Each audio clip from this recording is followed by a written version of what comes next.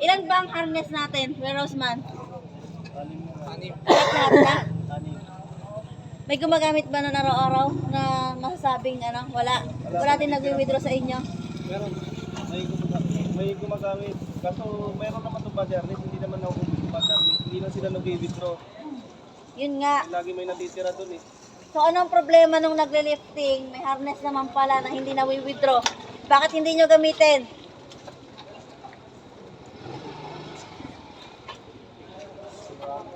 Sino yung mga gumagalaw lagi sa balcony? At sino yung mga nagpapalifting ng walang harness? Balcony, taas na ang kamay. Sino yun?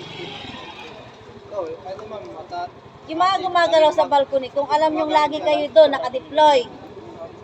nakadeploy, magpa-issue kayo ng harness na para sa inyo lang wiwithdrawin, na hindi kayo may ubusan. Siyempre, priority nyo ang sarili nyo at lagi kayong gumagalaw doon. Priority nyo ang safety nyo, ipa-issue ninyo sa inyo. Kung pwede, pangalanan ninyo. Para hindi ma-withdraw ng iba. Para matrace nyo kung sino nag-withdraw ng harness ninyo. Para lang hindi nyo madahilan na, wala akong harness. Na-withdraw na, wala akong magamit. Kayo ang gumagalaw sa critical area, dapat priority nyo ang sarili nyo, priority nyo ang safety nyo. Ipapangalan nyo yung harness, ipa-withdraw nyo sa inyo, kung pwedeng itabi nyo sa higaan ninyo, ipalista nyo lang, para hindi kayo mawala ng harness. Para hindi tayo masasabo ng GenCon. Napipicturean kayo, pwede man lang kung gagalaw kayo na walang ebidensya, may mga ebidensya pa kayo iniiwan, kami pa masasabon doon. Kayo pa magagalitan. Pag na-issuean kayo ng memo talaga, kung ano mang penalty yan, ako. Kayo ang papausap ko dun sa kung sino mang magagalit na yan. Kayo ang papapermahin ko dun sa memo ng penalty. Kung wala kayong harness, magsabi naman yung safety, di ba? Magpo-provide sila. Kasi may ibang contractor naman dyan na pwede nating mahingian ng tulong, makapag-provide ng harness. Magsabi lang kayo, ang hirap sa inyo, kala nyo, lapit-lapit namin dito, halos nandito na lagi kami, mayroong tao sa site, may tao dito sa office, may tao sa bodega. Tingin na hirapan kayo magsalita sa amin, di naman kami iba. Kaya nandito kami to guide you, para ma-make sure na safe kayo habang nagtatrabaho. Plus, okay yung accomplishment ninyo, hindi tayo back job. Tatrabaho tayo para may accomplishment, hindi para ulit-ulit. Alam kong normal lang sa construction ng punch list, pero wag naman. Sa lahat ng trabaho may babalikan. Wala na tayong na-accomplish niyan, bagay ganon. Tapos last reminder lang ha. Andito ulit yung natin, yung boss natin. Halos araw-araw. Halos linggo-linggo na. So yun lang. Safe sa araw-araw. Accomplishment. May iba pa ba kayong concern? Kasama. December lang inulunan. So yun nga, progressive lang, hindi talaga kayang isahan. Pero at least may isa na, cross out. Sabihin natin isang beses sa isang linggo maghulog, diba? Malaking bagay na yun. So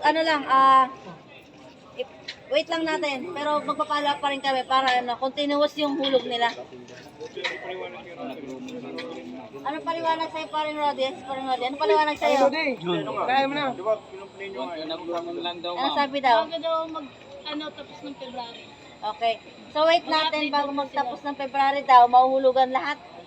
Hindi. Ano lang?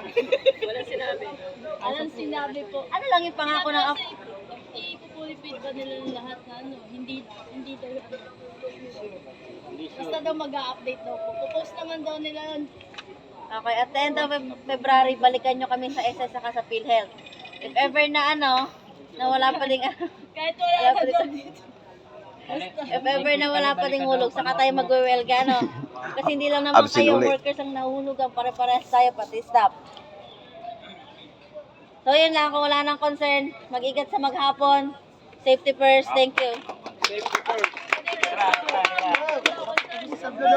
Kanina pa naman kasi sa vlog eh. Siyempre pinatapos muna ito. Normal na yun. Okay, ano kasi? Mga kasama, good morning, no? Good morning. Fresh ka ba? Paano ko lang sa inyo yung mga tools natin na natago sa inyo, mga equipment natin.